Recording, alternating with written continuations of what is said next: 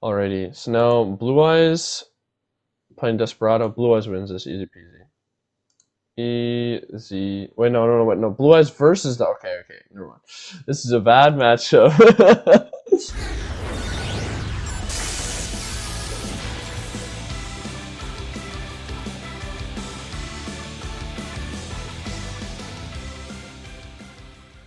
What is up, everybody? It's your boy Herf here, back on the Duel Entertainment channel, and today we got a special video for you guys. I try to do it every single month, but basically the meta mashup, right? So what are the best decks in the meta? What are their best matchups?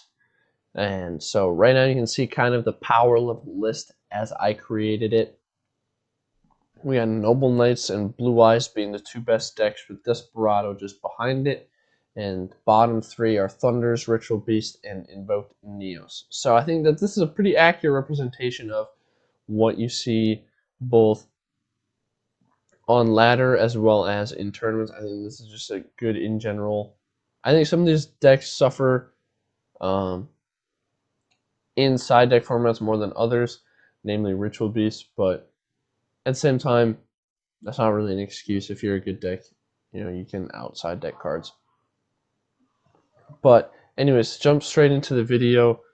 Basically, what I'm going to be doing here is that if I rate a matchup green, it means it's better than 60-40. So you read the chart from left to right.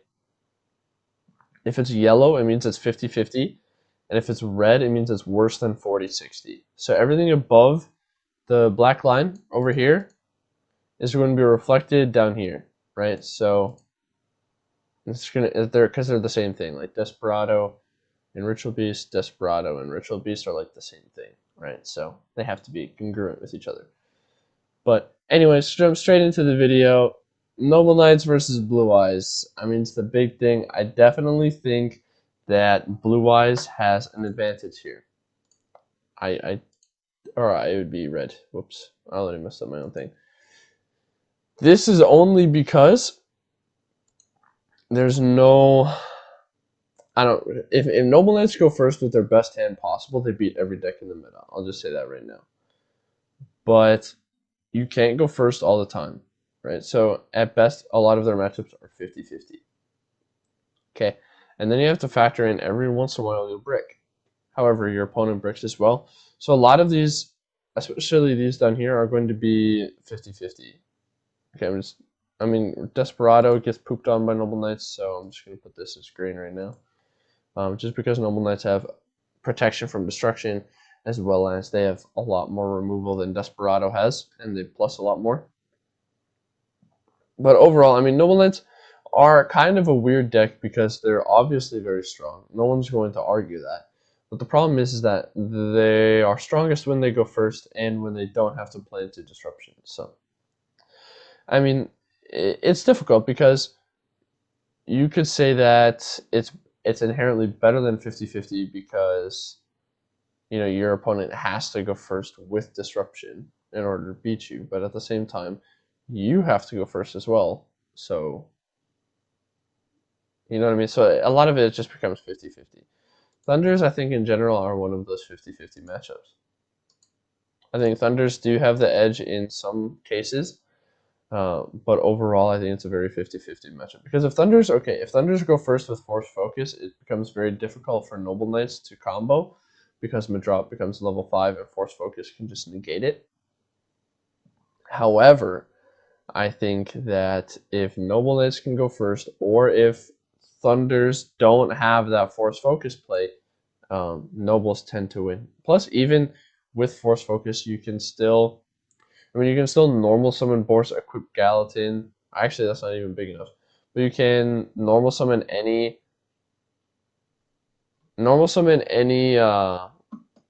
Noble Knight. Equip either you can equip Gwen or normal summon Dristan. Equip any equip, and that's an out to Force Focus. And then sure, they're going to have follow up, but sure, you're going to draw back row as well. So even if you do go first with a Force Focus, sometimes it's not enough. So overall, I think it's 50-50. Ritual Beast, I think that this is kind of a rough matchup overall. However, King Custonin definitely has helped a lot. So I think in general it's red, but it's one that's barely red. A lot of it does boil down to like being 50-50 because you can force them to tag out like pop and then go into your King Cust and then bounce both materials and go for the kill. So that's one way to play around Winda. It used to be really bad for Noble Knights because they didn't have an inherent way to play through a Winda, but now they can just make Custom and bounce. So it's definitely gotten better for Noble Knights, but I won't say that it's good. So overall, I think it is red. And then Invoking Neos, I think that in general, this tends to be a bad one as well. Just because Invoking Neos plays so much back row and so much all this stuff. And then they put Purgatrio on the board and then you just die.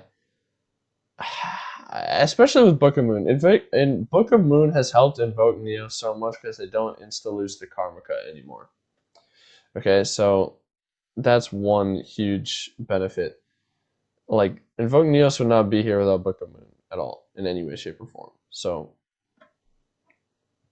but now to make it reflect here, this would be green, this would be red, and then this would be Thunder's playing. This would be yellow, this would be green, green. Both of these would be green. Alrighty, so now Blue Eyes playing Desperado. Blue Eyes wins this easy peasy. Easy. Wait, wait, no. Blue Eyes versus the. Okay, never mind. This is a bad matchup. Whoops. Okay, yeah. So Blue Eyes has a really hard time versus Desperado because Desperado has a lot of non-targeting destruction, and so Blue Eyes cannot really handle that. Right? I mean, they can handle targeted destruction because they can tag out into their Azure, and then Azure will protect. However, non-targeting destruction destroys them like very easily. They have to tag out early and then you can karma cut. Stuff like that happens. As well as now Blue Eyes is even playing or Desperado is even playing Ally of Justice Quarantine to make it even better. So in general, really tough. So Thunders versus Blue Eyes. I know I just said non-targeting destruction, but in general I think this is yellow. Okay, and the reason that I think this is yellow is that Blue Eyes have so much power going second, and Thunders are notorious for having almost no protection. I mean, they have like Sphere Karibo, but Blue Eyes have a lot of power. I think people genuinely underestimate the OTK power of Blue Eyes in the meta right now. I think that they're a very tough deck to deal with. Going first at least. So you have to have a lot of protection. And then Blue Eyes into Ritual Beast, one of the best matchups for Blue Eyes, honestly. You just make the Spirit Dragon and sit there. Ritual Beast did get a slight boost with the Book of Moon, being able to essentially act like a Dark Ruler on the Spirit Dragon, but overall not really that great. Just bad. Blue Eyes into Invoked Neos. I think that in general, Blue Eyes should be winning this because the problem is in side deck format, Invoke Neos could side into Quarantine, but Blue Eyes they just have so much power, right? They can Spirit Dragon multiple times, or Spirit of White multiple times, and then they have the Spirit Dragon to prevent them from adding stuff. Either prevent Window from floating, prevent Shell from adding, or prevent Invocation from adding back Invocation are all major hits to the deck. So overall, I think it's pretty good for Blue Eyes. Somebody might disagree. I mean, it might be yellow, but in general, I think it's good for Blue Eyes. And then to make this reflect, Desperado has a really easy Blue Eyes matchup. This is 50-50. And then Ritual Beasts have a bad Blue Eyes matchup. And Invoking Neos have a bad Blue Eyes matchup. Alright, so now Desperado going into Thunders. It's kind of bad. Honestly, it's kind of bad. Thunders have a lot of floating. Also, Desperado loses to Ritual Beast for the same reasons. Floating plus the fact that they can't really. I mean, you could say back row, but then Ritual Beast tag out. They do all these things. I mean, I don't know. You're really hoping that head judging or misjudge to sack your opponent, and I don't think that that's a very good strategy overall for you. I mean, I don't think that's a. I mean, Desperado has fallen off quite a bit because I'm about to say that they don't have a great Invoke Neos matchup either. I'm gonna say this is probably yellow. So really, what is Desperado? Why is it relevant? It's relevant solely for this good Blue Eyes matchup. And I mean, it's gotten a little bit better of a Noble Knight matchup because they started playing Quarantine, but overall,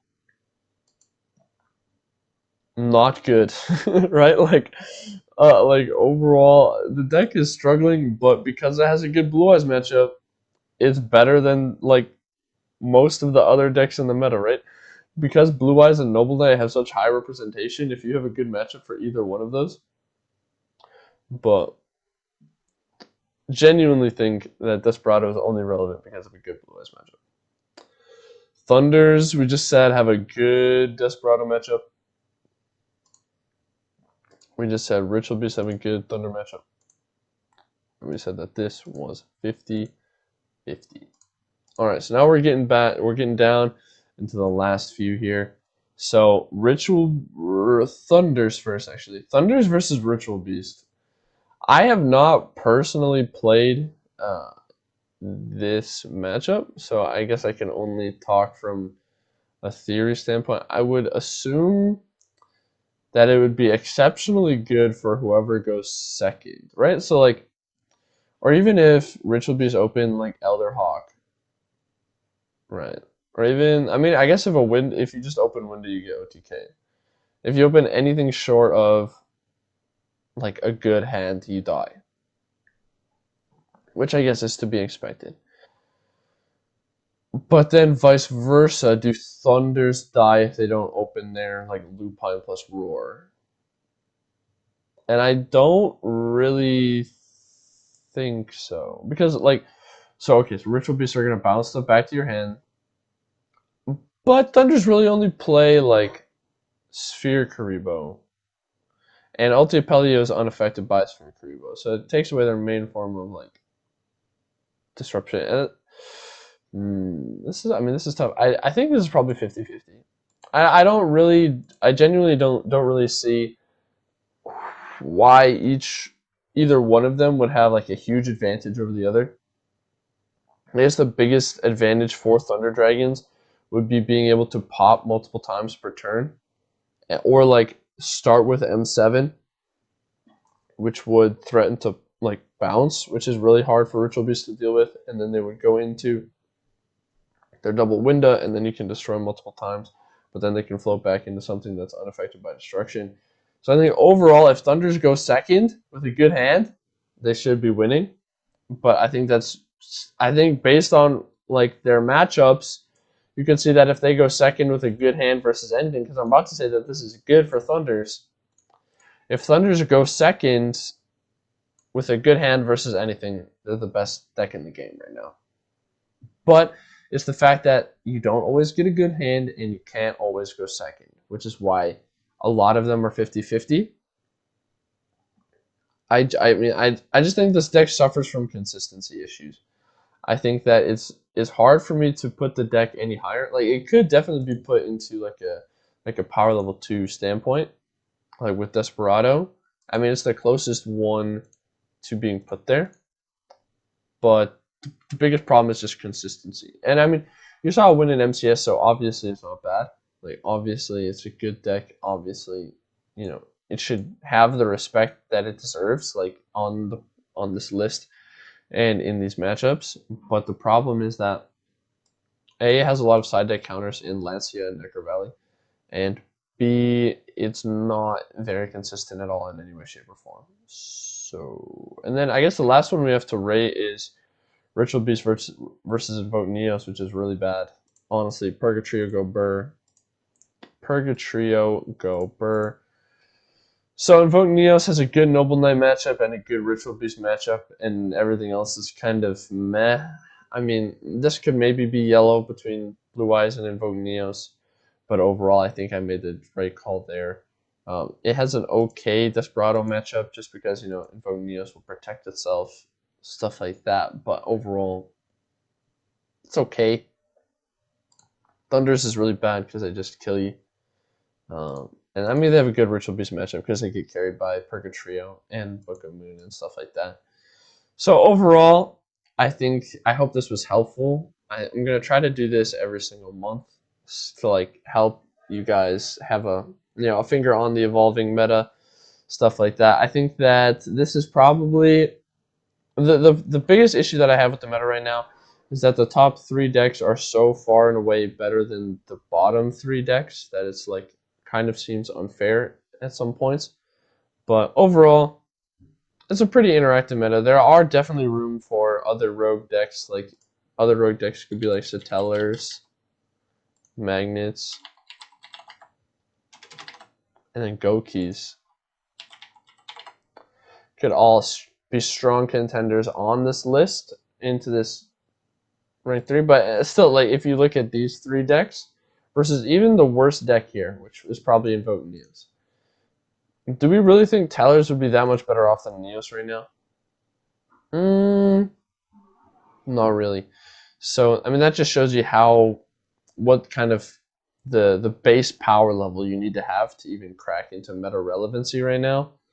So overall, I mean it's better than the last format, honestly, but it's not great yet. Okay. Anyways, thank you so much for checking out the channel. Make sure you hit like, comment, subscribe. Let me know what maybe your decks are. What do you think I messed up here? All that kind of stuff. Make sure you get in the Discord to join our tournaments and be notified A, when YouTube videos are uploaded, and B, when we go live on Twitch. Speaking of Twitch, make sure you get on there because that's where we host the tournaments. We host free tournaments practically every single day for $10 cash prize, as well as a once a month premier tournament, which is $5 entry fee, $300 cash prize, or it goes up based on how many participants as well as donations during the stream. So overall, super awesome. Get in there. Thank you for checking out the stream. I'm a peace out. So I'll see you all later and hope you're having a wonderful day. See ya.